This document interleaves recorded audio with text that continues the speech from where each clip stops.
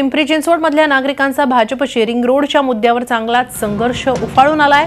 पिंपरी चिंचवडमध्ये प्रकल्प बाधितांच्या समोर भाषण करताना भाजपचे नेते एकनाथ पवार यांना आंदोलकांच्या रोषाचा सामना करावा लागला। आम्ही रस्ता न होण्यासाठी प्रयत्न करत आहोत, पण रस्ता झालाच तर तुम्हाला चांगली घरं देण्याचा प्रयत्न करू, असं पवार म्हणाले। त्यामुळे संतापलेल्या आंदोलकांनी चांगलाच गोंधळ घातला।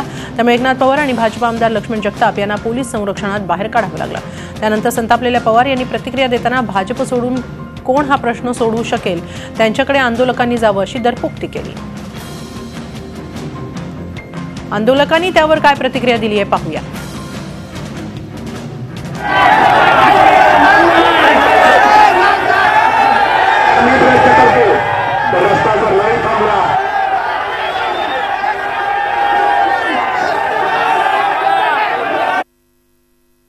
मला असं वाटतं की भारतीय जनता पार्टीला टार्गेट करण्याचं काम तिथल्या सगळ्या आंदोलनाची समिती करते।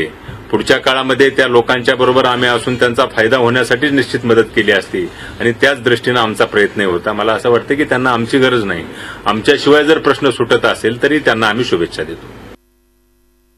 भले विरोधी पक्ष असतील, राजकीय पक्ष असतील किंवा सत्तेवरील पक्ष असतील, सत्तेवरील पुढाकारी असतील, आम्हाला सगळ्यांचं सहकार्य हवं आहे, परंतु अशा पद्धतीने हवं आहे। आम्हाला अशा पद्धतीने जे कोणी आमचे घर पडू देणार नाही त्यांनी कुठल्या परीने प्रयत्न करावेत, पण आमचं घर पाडू देणे अशीच आम्हाला सर्वांना त्यांना नम्र विनंती आहे। सरकार आले तेव्हा मी साखर सुद्धा वाटलेली आहे। इतका आमचा भाजपवर विश्वास होता की काहीतरी करून दाखवेल आपल्याला, की अनाधिकृतचा प्रश्न सोडवणार आहे असं आम्हाला सांगत होते, पण ते तर झालंच नाही। आमचे पालक म्हणून ते आज 5 वर्ष काम करत आहेत, पण त्या पालकांनी आता विसर पडलेला आहे की ही जनतेचं काय करायचं। त्याने आम्हाला नामोनिशाण मिटवण्याचा प्रयत्न केलेला आहे आणि आता तीच सरकार आपल्या घरांवरती परत रस्ता काढणार आहे आणि ते घर पडणार आहे असे म्हणतात।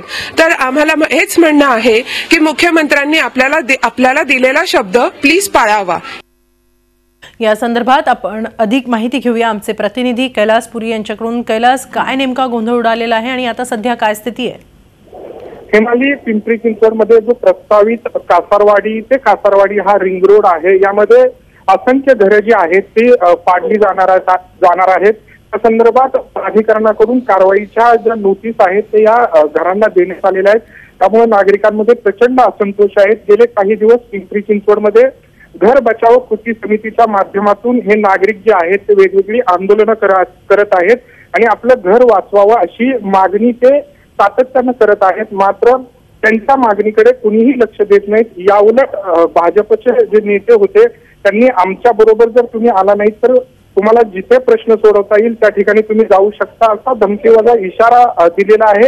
एकूणच सध्या पिंपरी चिंचवडमध्ये जे रिंग रोड बाधित नागरिक आहेत त्यांच्यामध्ये प्रचंड असंतोष आहे आणि वेगवेगळ्या माध्यमातून ते जे आहेत ते विरोध करतायत। मात्र त्यांचा हा विरोध मोडून काढण्याचा एक प्रकारे सत्ताधाऱ्यांकडून डाव दिसतो आहे आणि त्यांना सध्या तरी कोणीही वाली नाही अशी स्थिती आहे। हेमाली, धन्यवाद कैलास आपण दिलेल्या या सविस्तर माहितीसाठी। झी 24 तास रहा एक पाऊल पुढे।